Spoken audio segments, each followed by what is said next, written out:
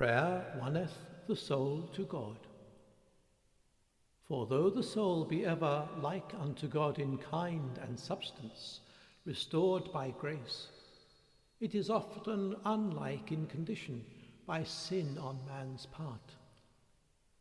Thus, true prayer is a witness that the soul wills as God wills, and comforteth the conscience, and enableth a person unto grace.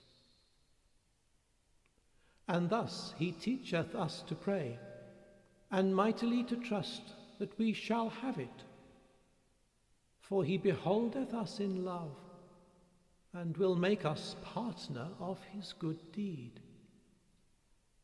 And therefore he stirreth us to pray that which it pleaseth him to do.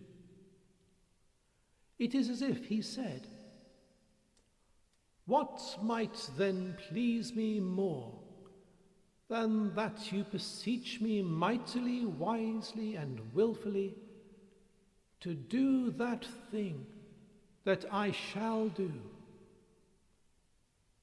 And thus the soul by prayer accordeth to God.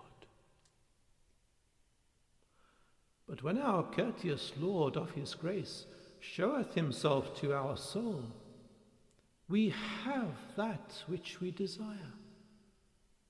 And then the result is that we see not for the time being what we should pray, but all our intent with all our might is set wholly to the beholding of him.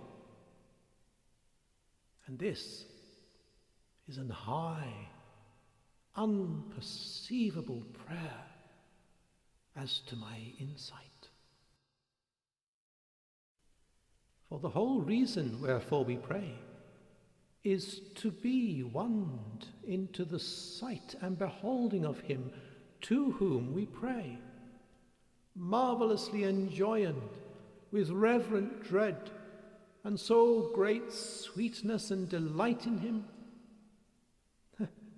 that we can pray right naught, but only inasmuch as he might choose to stirreth us in his own time. And well I know, the more the soul seeth of God, the more it desireth him by his grace.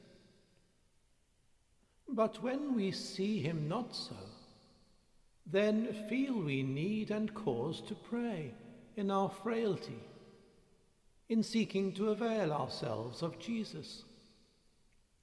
For it is only when the soul is tempested, troubled, and left to himself by unrest, that then it is time to pray, to make himself attentive and responsive to God.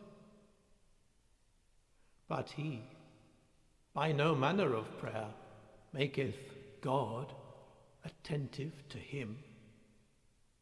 For God is ever unwavering in love.